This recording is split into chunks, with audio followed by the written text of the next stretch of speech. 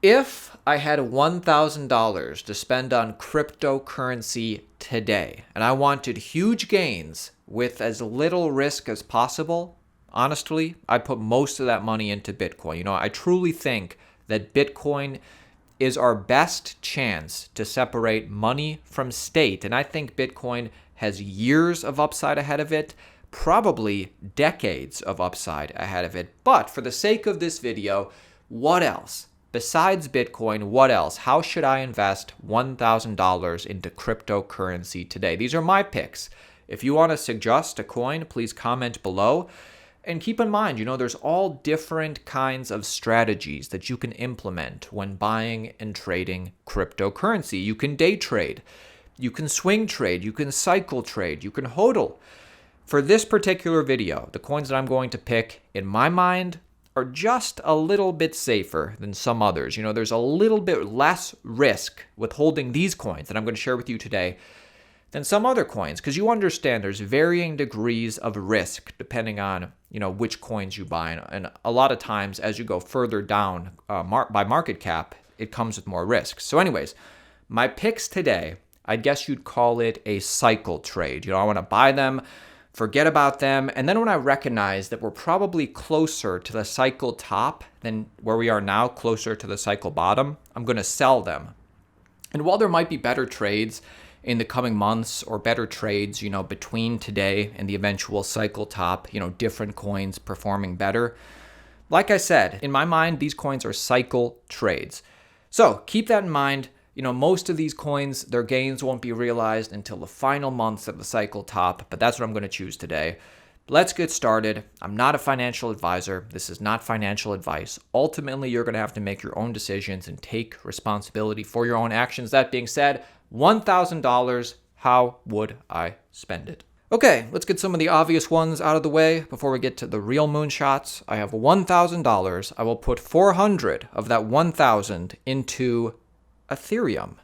And that puts me, I'll be able to get over one whole Ethereum. Not that that really matters, but either way, the reason I'm putting 400 into Ethereum is because, first of all, Ethereum's not trying to do the same thing that Bitcoin is doing. And that's one of the reasons why I think so many people are giving it a chance. So many people are holding it and speculating on it and building on it.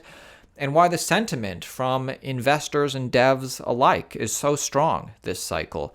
And the proof for all of this, look no further than what's happening right now. The narratives surrounding Ethereum are leading the DeFi bull run or DeFi bubble that we're in right now.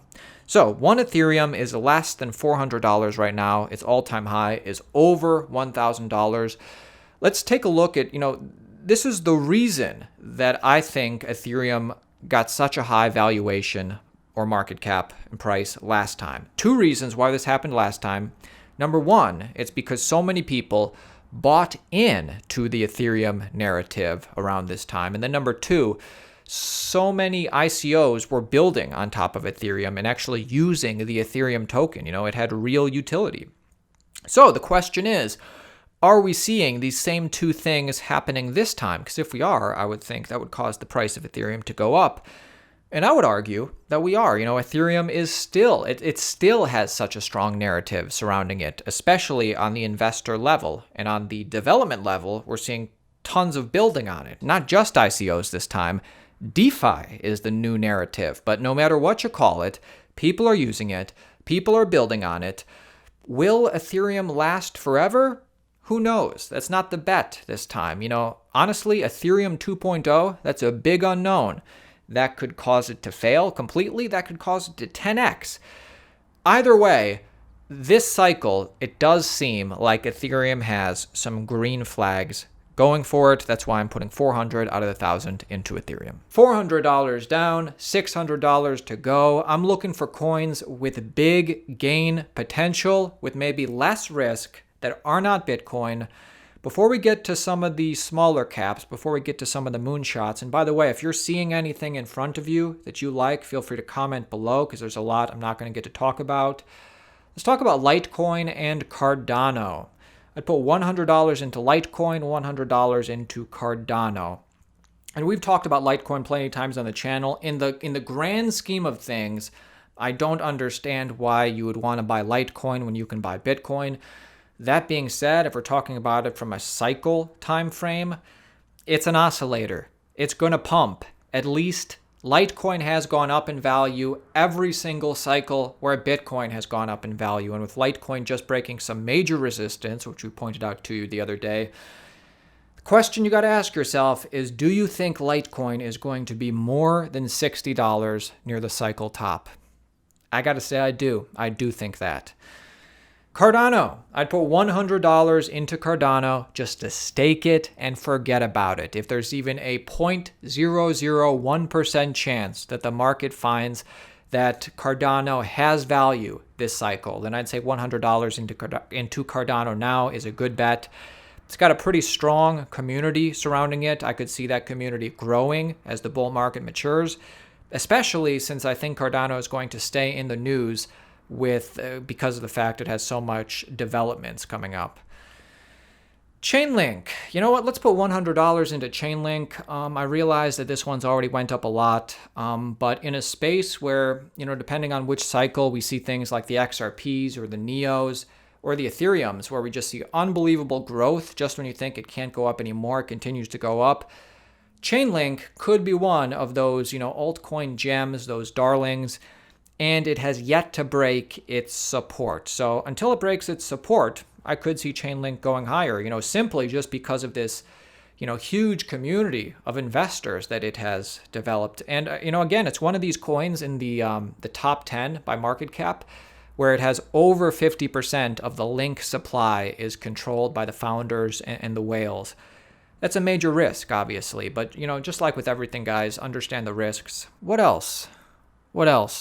You guys see anything that I'm missing? Is there any coins that I should include on this list that I'm going to miss out on? Let's talk about XRP. XRP, like Chainlink, whales control the majority of the supply. In XRP's case, it is the Ripple Foundation. But XRP does have a lot of money to spend on marketing, and coins that do a lot of marketing do go up in price, obviously. So, while XRP could do well, I'm not going to add it to this list today because, I think there's a lot of XRP bag holders and a lot of sell pressure. And until we really start seeing banks holding large amounts of XRP, which I would argue we haven't really seen that yet, I see no reason to pick XRP at the moment, but, I could easily see it pumping. Anything else? No Bcash, none of this stuff.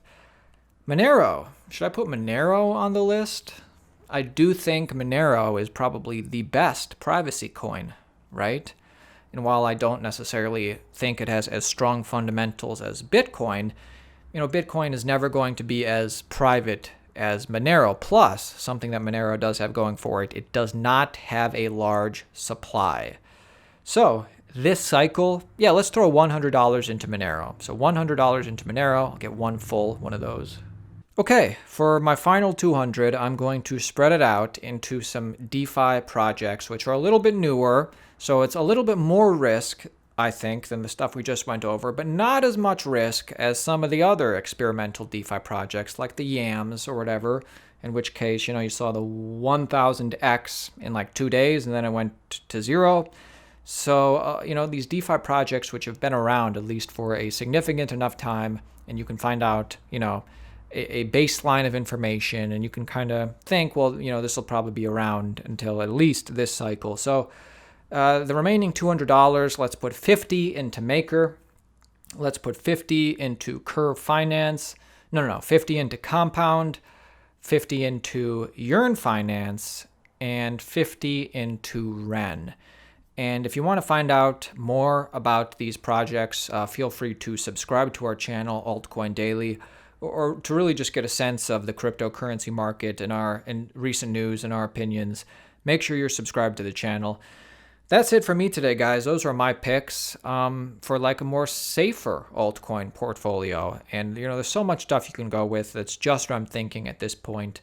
That being said, feel free to just buy Bitcoin, right? All right, guys, that's it for me today. Like the video. See you tomorrow. Chinese government out in Beijing. Cryptocurrency, it's a real thing.